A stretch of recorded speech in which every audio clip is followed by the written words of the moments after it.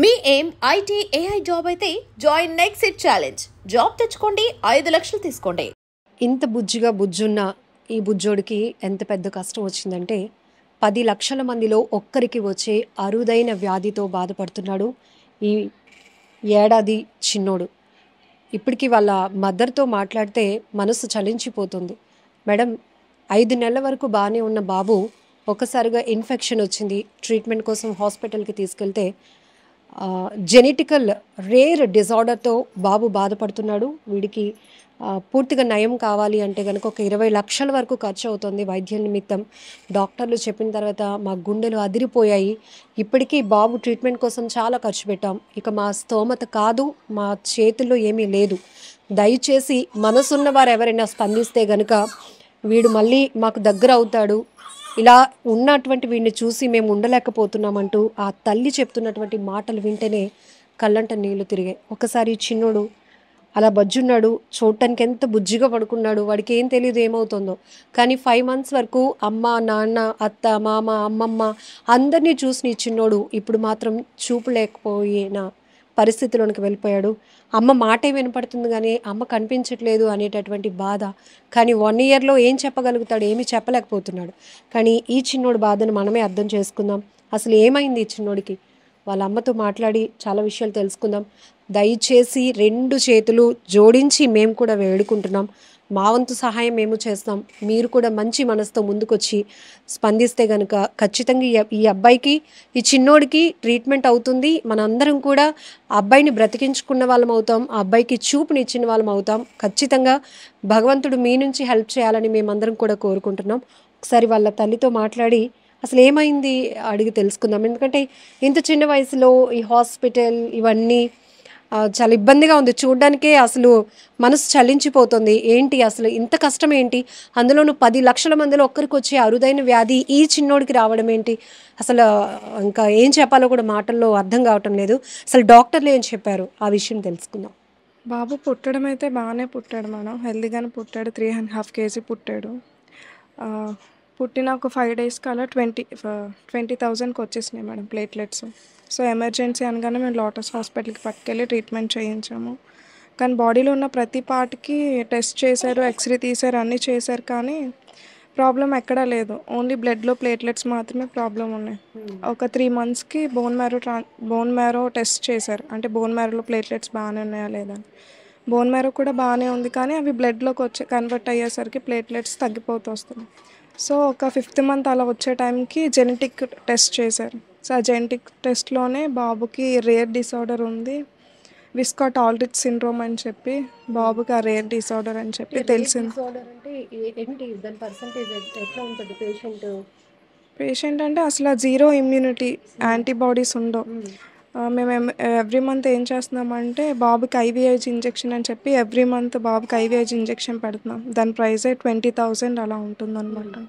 ఈ 13 months కూడా మేము ఆ ఇంజెక్షన్ బట్టే బాబుని సర్వే చేసుకున్నాము. ఎవరు చెప్పారు మొట్టమొదట ఇది చాలా రేర్ డిసీజ్ అని?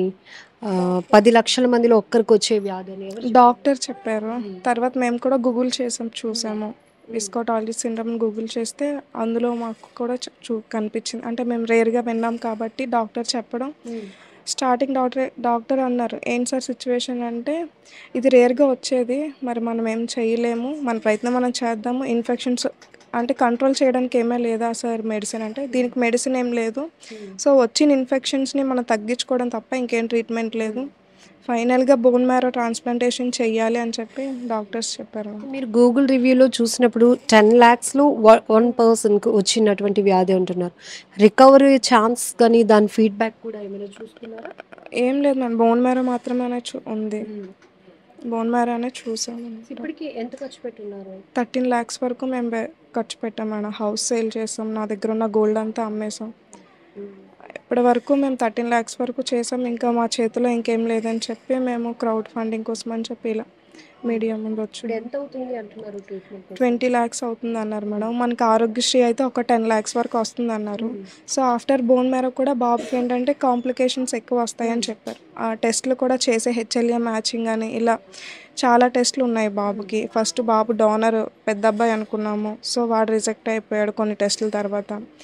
మా హస్బెండ్కి చేశారు. సో ఆయన ఓకే అయ్యారు, ఆయన సెలెక్ట్ అయ్యారు డోనర్ కింద. నెక్స్ట్ ఇంకా జరగాల్సిన ట్రీట్మెంట్లో ఈ టెస్ట్లకే చాలా అమౌంట్ అవుతుంది.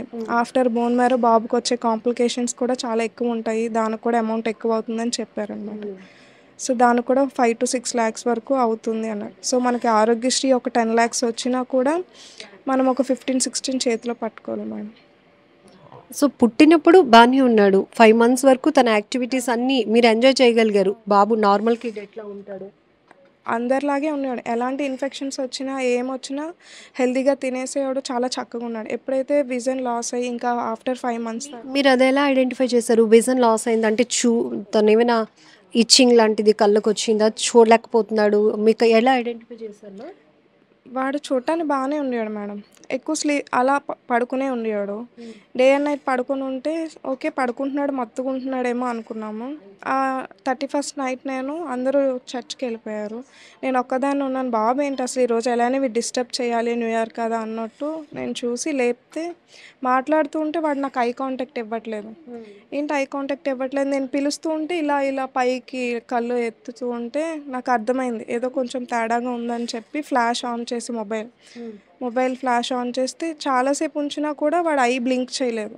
ఇంకా వెంటనే ఆ న్యూ ఇయర్ రోజే మేము డాక్టర్కి వచ్చి చెప్పాము, సార్ ఇలా ఉంది కండిషన్ అంటే వెంటనే ఎల్వి ప్రసాద్ నుంచి డాక్టర్స్ వచ్చి మీరు గమనించలేదు ఏదో మత్తుగా పడుకుంటున్నాడు, ఒక 1 week నుంచి మత్తుగా పడుకొని ఉన్నాడని చెప్పి మేము అనుకున్నాం. కానీ ఆ 30 అంటే జనరల్గా పిల్లల నీడ్స్ ఉంటాయి, యాడ్ అవటం కానీ ఇట్లా పాకుతూ రావటం, అంటే మనం అక్కడ ఉన్నాం అనుకోండి అట్లా రావటం ఏమి చేయలేదు. ఇప్పుడు బాబుకి యాక్టివిటీస్ ఏం లేవు మేడం, జస్ట్ ఆకలేస్తే ఏడుస్తాడు, మనం ఫీడ్ ఇస్తాం అంతవరకే తప్ప లేచి కూర్చుంటాడు, పడుకున్న పొజిషన్ నుంచి కూర్చోడానికి వస్తాడు తప్ప పాకరడము, నడవడం, నించోవడం అవేమీ లేవు.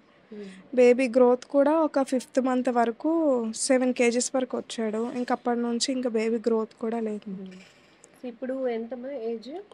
ఇప్పుడు 13 months కంప్లీట్ అయ్యి 14th month వచ్చింది. ఈ ఏజ్కి అయితే నుంచోవడం, నడవడం, పాకరడం ఉంటుంది, కానీ బాబు మాత్రం అలాంటిది ఏం లేదు. ఇప్పుడు ఏంటి హోప్ అంటే మీ నుంచి మేము కూడా అందరినీ రిక్వెస్ట్ చేస్తున్నాము, ఎందుకంటే ఆరోగ్యశ్రీ కవర్ అయినా కూడా ఇంకా నెక్స్ట్ వచ్చే కాంప్లికేషన్స్ విషయంలో కావచ్చు, ఫర్దర్గా ఇంకా ఏజ్ కూడా చాలా చిన్నది 14 months కాబట్టి ఇంకా మిగతా వాటికి కూడా మీరు సిద్ధపడి ఉండాల్సినటువంటి పరిస్థితి. సో ఇమీడియట్గా అయితే మాత్రం ఇప్పుడు విజన్ వస్తుంది అని ఏమైనా చెప్తున్నారా డాక్టర్? విజన్ కోసం అయితే ఆయన ఒక టెస్ట్ చేస్తామన్నారు మన, అదొక 15,000 టెస్ట్ అన్నారు. ఆ 15,000 టెస్ట్ తర్వాత వస్తుంది రానిది అన్నది చెప్పేస్తామన్నారు. సో మనం ఏంటంటే 15,000 దాన్ని బేర్ చేయలేక ముందు ఈ ప్రాసెస్ అయితే తర్వాత చూపు కోసం ఇప్పుడు చూపు వస్తుందా రాదా అని తెలుసుకోవడానికి 15,000 ఖర్చు. మ్యాక్సిమం రాదని చెప్పేశారు, మ్యాక్సిమం రాదు, ఒక 10% ఛాన్స్ ఉంది కాబట్టి ఆ 10% కూడా మనం టెస్ట్ చేసి చూద్దాము. రాదు అంటే ఇంకా ఎలాంటి లేజర్ ట్రీట్మెంట్స్ కానీ సర్జరీస్ కానీ అవ్వవు అని చెప్పేశారు మనం.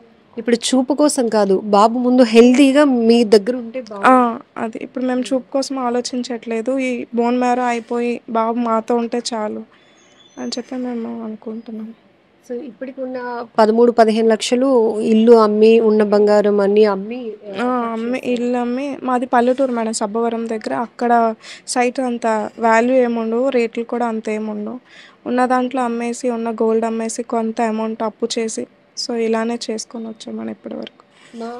అమ్మ అని పిలుపు అనేది అది ఎంత వాల్యుబుల్లో దేవుడిచ్చిన వరం. ఒక తల్లిగా నాకు తెలుసు, చూస్తున్న వాళ్ళలో అందరికీ తెలుసు, అమ్మ నాన్న అందరూ. ఎందుకంటే పిల్లలు అనేటప్పటికీ మనకు ఒక ఎమోషన్, ఒక ఎఫెక్షన్గా ఉంటారు. ఇంకా మనకి ఉందా లేదా అని కాదు, కానీ ఉన్నంతలో వాళ్ళని మనం బాగా చూసుకోవాలి. అప్పటి వరకు బాగున్నటువంటి బాబు ఒక్కసారిగా ఇలా అయిపోయాడు అన్నాక ఇంకా ఇట్లా పరిస్థితి. ఇంకా మీరు ఇంకా బాబు కోసం ట్రై చేస్తూ హార్డ్గా ఉన్నారు, దానికి నిజంగా రియల్లీ గ్రేట్. ఎందుకంటే ఎక్కడ ఒక హోప్ ఉండబట్టి అంతవరకు చేసుకొని వస్తున్నారు. సో మీ నుంచి ఒక మదర్గా ఏం రిక్వెస్ట్ చేస్తున్నారు, అందరికీ ఎట్లాంటి హెల్ప్ కోరుతున్నారు? ఎందుకంటే ఇది మీ చేతుల్లో లేని పరిస్థితి, దాటిపోయింది. ఎందుకంటే మీరు చేయాల్సిందంతా కూడా ఆల్రెడీ చేసున్నారు. సో దీని నుంచి ఇంకా బాబు యాక్టివిటీ అంతా ఇలా సెలైన్ ఎక్కించి ఇప్పుడు ఇన్ఫెక్షన్స్ తరచుగా వచ్చేస్తాం మేడం. ఇప్పుడు జస్ట్ ఫీవర్ అనుకున్నాము, ఫీవర్ కాస్త టెస్ట్ చేసి చూస్తే సిఆర్పి ఇన్ఫెక్షన్ పాజిటివ్ వచ్చింది అన్నమాట. ఇంకా తరచుగా ఇలానే ఇన్ఫెక్షన్స్ ఎప్పటికప్పుడు మేము మంత్లీ వన్స్ అయినా ఇలా అడ్మిట్ అయ్యి అంటే నార్మల్గా ఏమొచ్చినా నార్మల్ ఫీవర్ వస్తే వేరే పిల్లలకైతే సిరప్ పడితే తగ్గిపోద్ది, వీడికి అలా తగ్గదనమాట. డైరెక్ట్ హాస్పిటల్కి వచ్చి అడ్మిట్ అయ్యి ఐవి ద్వారానే మెడిసిన్ వెళ్తూ ఉంటుంది. దానివల్ల బాబు క్యూర్ అవుతూ ఉంటాడు అనమాట. ఎవ్రీ మంత్ ఇదే జరుగుతుంది. ఇంక 20 lakhsతో మాకు ఇంకా మా చేతిలో ఏమీ లేక ఇలా క్రౌడ్ ఫండింగ్ అని చెప్పి ఆ డాక్టర్సే సజెషన్ ఇచ్చారనమాట. మేము ఎస్టిమేషన్ లెటర్ ఇస్తాము, మీరు పట్టుకెళ్ళి క్రౌడ్ ఫండింగ్ చేసుకుంటూ చేయండి అని చెప్పి డాక్టర్ సజెషన్ ఇవ్వడంతో మేము ఇలా మీడియా ముందుకు వచ్చాం. మీ డాడీ ఏం చేస్తుంటారు? వీళ్ళ డాడీ కేర్ హాస్పిటల్లో టెక్నీషియన్ చేస్తారు.